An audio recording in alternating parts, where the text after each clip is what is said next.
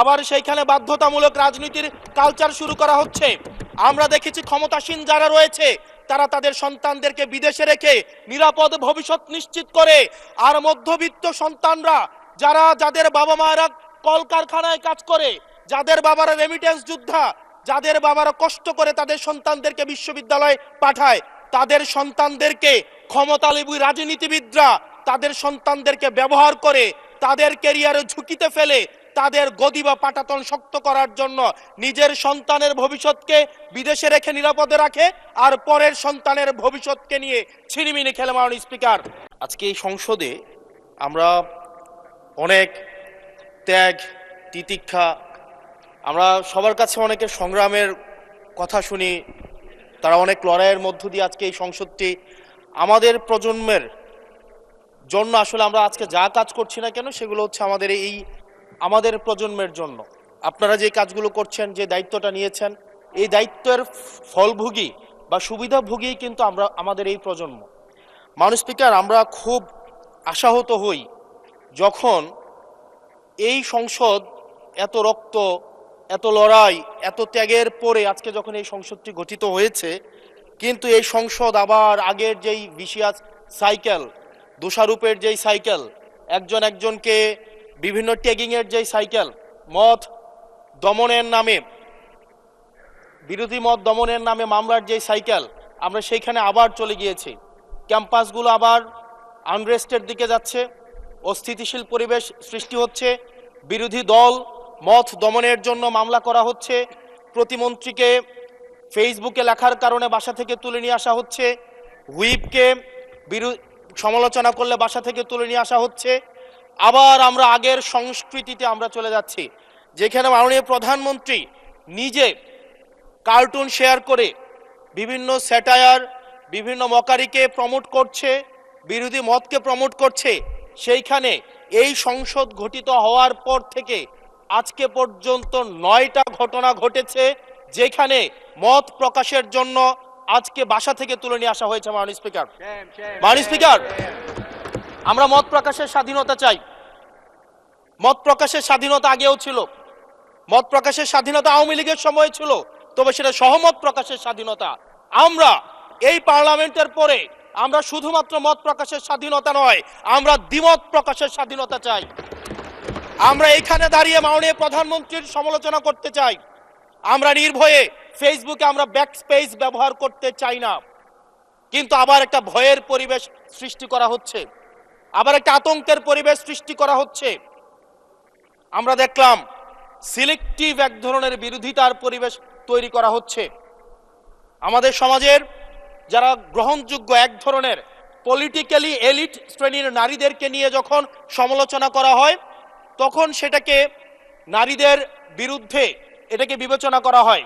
কিন্তু যারা পলিটিক্যালি পিছিয়ে পড়া জনগোষ্ঠী রয়েছে, গার্মেন্টস কর্মী রয়েছে, যারা হচ্ছে এই দেশের অর্থনীতির চাকাকে সচল করার জন্য রাত দিন পরিশ্রম করে যাচ্ছে, গ্রামগঞ্জের নারীরা মায়েরা যারা রাত দিন পরিশ্রম করে যাচ্ছে, তাদেরকে যখন স্লাট শেম করা হয়, গালি দেওয়া হয়, সেটাকে আমরা নারী বিরোধিতা হিসাবে আমরা সেটাকে আমলে নেই না। এই ধরনের সিলেক্টিভ নারী বিরোধিতা করা, এই ধরনের সিলেক্টিভ নারী সমালোচনা করার যেই ধরনের প্রবণতা রয়েছে, সেই জায়গাগুলো থেকে মাননীয় স্পিকার আমাদেরকে বেরিয়ে আসতে হবে। মাননীয় স্পিকার, আজকে ক্যাম্পাসগুলোতে আবার এক ধরনের অস্থিতিশীলতা তৈরি করা হচ্ছে। আমি ইউনিভার্সিটি থেকে 2022 সালের অক্টোবরে ইউনিভার্সিটি থেকে এসেছি। আমাদের সময় গ্যাস্ট্রোম গণরুমের কালচার ছিল, আমাদের সময় একটা শিক্ষার্থী অনেক স্বপ্ন নিয়ে বিশ্ববিদ্যালয়গুলোতে যেত। আমরা সেখানে দেখেছি ক্ষমতাসীন দল কিভাবে বিশ্ববিদ্যালয়ের শিক্ষার্থীদের তাদেরকে পুঁজি করে তাদের ক্ষমতা কাঠামোকে দীর্ঘমেয়াদী করার জন্য সেখানে বাধ্যতামূলক সেখানে রাজনীতি করাতো। আজকে সেখানে বিশ্ববিদ্যালয়গুলোতে আবার গ্যাস্ট্রোম গণরুম কালচার চালু করার প্রয়াস শুরু হয়েছে, আবার সেইখানে বাধ্যতামূলক রাজনীতির কালচার শুরু করা হচ্ছে। আমরা দেখেছি ক্ষমতাসীন যারা রয়েছে তারা তাদের সন্তানদেরকে বিদেশে রেখে নিরাপদ ভবিষ্যৎ নিশ্চিত করে, আর মধ্যবিত্ত সন্তানরা যাদের বাবা মায়েরা কলকারখানায় কাজ করে, যাদের বাবারা রেমিটেন্স যোদ্ধা, যাদের বাবারা কষ্ট করে তাদের সন্তানদেরকে বিশ্ববিদ্যালয়ে পাঠায়, তাদের সন্তানদেরকে ক্ষমতালোভী রাজনীতিবিদরা তাদের সন্তানদেরকে ব্যবহার করে তাদের ক্যারিয়ারে ঝুঁকিতে ফেলে তাদের গদি বা পাটাতন শক্ত করার জন্য নিজের সন্তানের ভবিষ্যৎকে বিদেশে রেখে নিরাপদে রাখে, আর পরের সন্তানের ভবিষ্যৎকে নিয়ে ছিনিমিনি খেলে। মাননীয় স্পিকার, আমরা এই সংস্কৃতির পরিবর্তন চাই। আমরা চাই বিশ্ববিদ্যালয়গুলো শুধুমাত্র নেতা তৈরির হাতিয়ার হবে না। এই বিশ্ববিদ্যালয়গুলো গবেষণা, বিশ্ববিদ্যালয়গুলো পাঠ চর্চা, বিশ্ববিদ্যালয়গুলো সেখানে এক ধরনের মনস্তাত্ত্বিক সমৃদ্ধি, এবং সেখানে হচ্ছে আমরা যেখানে গবেষণা হবে সেখানে আমরা বিশ্ববিদ্যালয়গুলো থেকে বুদ্ধিজীবী গবেষক আমরা হচ্ছে বাংলাদেশকে এবং জাতিকে উপহার দিতে পারবো। কিন্তু অত্যন্ত দুঃখজনক বিষয়, আজকে বিশ্ববিদ্যালয়গুলো শুধুমাত্র নেতা উৎপাদন করার এক ধরনের বিশেষ সার্কেলে পরিণত হয়েছে। মাননীয় স্পিকার, এই ৩৬ জুলাই এই তরুণ প্রজন্মকে কি দিয়েছে?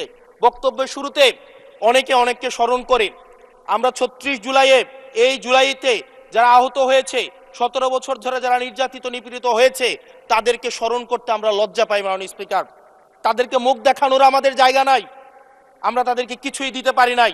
আমরা একটা কাঠামোগত পরিবর্তনের জন্য আমরা আজকে এই সংস্কার, আমাদের কাঠামোগত পরিবর্তনের জন্য আজকে আপনাদের এই লড়াইটা ছিল, এই সামগ্রিক হাউজের লড়াই ছিল।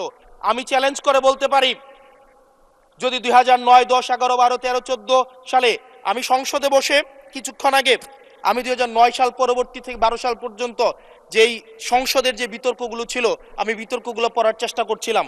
মাননীয় স্পিকার, যদি আজকে এটা 2014 সালের সংসদ হতো, আর যে সংস্কার প্রস্তাবগুলো এই পাশ থেকে দেওয়া হয়েছে, ঐকমত্য কমিশন থেকে দেওয়া হয়েছে, এই সংসদের একজনকেও খুঁজে পাওয়া যেত না যে এই সংস্কারের বিরুদ্ধে অবস্থান নিত। আজকে মানবাধিকার কমিশনকে ল্যাপস করে দেওয়া হয়েছে। মানবাধিকার কমিশনকে ল্যাপস করা হয়েছে, বারবার করে বলা হচ্ছে আরো শক্তিশালীভাবে হচ্ছে মানবাধিকার কমিশন নাকি উত্থাপন করা হবে। আজকে পুলিশ সংস্কার কমিশন, আজকে অর্ডিন্যান্স সেখানে বাতিল করে দেওয়া হয়েছে, বলা হচ্ছে আরো পুনর্বিবেচনা সাপেক্ষে সেখানে হচ্ছে এই সংসদ উত্থাপন করা হবে। মাননীয় স্পিকার, যদি সেটাকে সংসদ, সবকিছুই তো সংশোধনের মধ্য দিয়ে যাচ্ছে, যদি এটা নিয়তটা যদি সহি থাকতো, ওয়েল ইন্টেনশন যদি থাকতো, এই অর্ডিন্যান্সটাকে এখানে গ্রহণ করে পরবর্তীতে কিন্তু সংশোধন করা যেত। মাননীয় স্পিকার,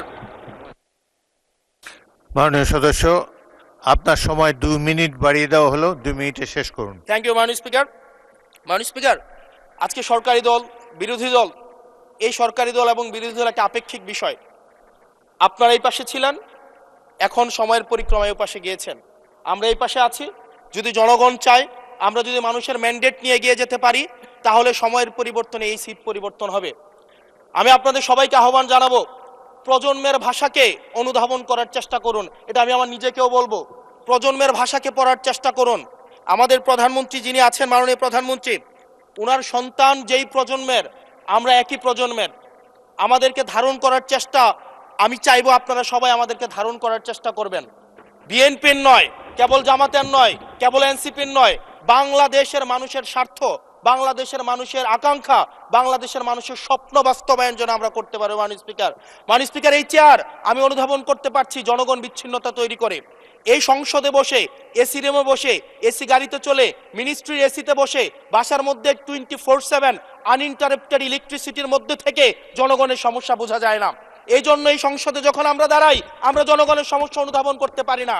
আমরা এই সংসদে বসে যদি আমরা লোডশেডিংয়ে আমরা খুঁজি, এই সংসদে বসে লোডশেডিং পাওয়া যাবে না, এই সংসদে বসে জনগণের সমস্যা পাওয়া যাবে না, এই সংসদে বসে সবকিছুকেই, মাননীয় স্পিকার, আমরা যে এই বাংলাদেশের সবচেয়ে সুবিধাভোগী মানুষের মধ্যে এই সংসদে যারা বসে আছি, বাংলাদেশের সবচেয়ে ফেসিলিটেড মানুষের মধ্যে আমরা অন্যতম। মাননীয় স্পিকার, আমাদের জনগণের কাছে যেতে হবে, জনগণের আশাগুলোকে, সময়গুলোকে, স্বপ্নগুলোকে আমরা রাজনৈতিক ভাষার মধ্য দিয়ে, কর্মসূচির মধ্য দিয়ে সেগুলোকে বাস্তবায়নের জন্য আমাদের সবাইকে সমন্বিতভাবে, ঐক্যবদ্ধভাবে কাজ করার প্রয়াস আমাদেরকে থাকতে হবে। আবার যদি আমরা বিভাজনের রাজনীতিতে যাই, তাহলে সেখান থেকে বিএনপি বেনিফিটেড হবে না, এনসিপি বেনিফিটেড হবে না, জামাতে ইসলামী বেনিফিটেড হবে না, সেইখান থেকে বেনিফিটেড হবে আমরা জুলাইতে যাদেরকে আমরা পরাজিত করেছি, তারা বেনিফিটেড হবে। মাননীয় স্পিকার, ধন্যবাদ। ওকে, লাস্ট মিনিট। সেজন্য আজকে এই সংসদে আমাদের একটা ন্যাশনাল এগ্রিমেন্টের দিকে যেতে হবে। আমরা পলিসির জায়গায় আমাদের বিরোধিতা থাকবে, পলিসির জায়গায় আমরা ডিসএগ্রিমেন্টের মধ্যে থাকবো, কিন্তু আমাদের একটা রেড লাইন টানা উচিত। এই লাইনটা আমরা ক্রস করব না। আমরা যখন শুনতে পাই যে একটা রাজনৈতিক দলকে নির্মূল করার আহ্বান একটা সরকার দল থেকে আসে, সেই বাংলাদেশে আমরা মাননীয় স্পিকার ফিরতে চাই না। মাননীয় স্পিকার, আমরা এখানে আমরা কনস্ট্রাকটিভ ভাবে পলিসির জায়গা থেকে আমরা আর্গিউ করব, আমরা এগ্রি করব, আমরা ডিসএগ্রি করব, কিন্তু মাননীয় স্পিকার নির্মূলের রাজনীতি, বিনাশের রাজনীতি, দমনের রাজনীতি, পীড়নের রাজনীতি যদি আমরা বাংলাদেশে আবার পরিচয় করাই, ইন্ট্রোডিউস করাই, সেইখান থেকে এই সংসদের কেউ বেনিফিটেড হবে না। বেনিফিটেড হবে আমাদের সবচেয়ে বেশি যারা আমাদের এই বাংলাদেশটাকে ঝুঁকির দিকে ঠেলে দিয়েছে, সেই অপশক্তি হচ্ছে মাননীয় স্পিকার বেনিফিটেড হবে। সেজন্য আমরা ঐক্যবদ্ধভাবে ধন্যবাদ। বাংলাদেশটাকে বিনির্মাণ করি। ধন্যবাদ মাননীয় সদস্য।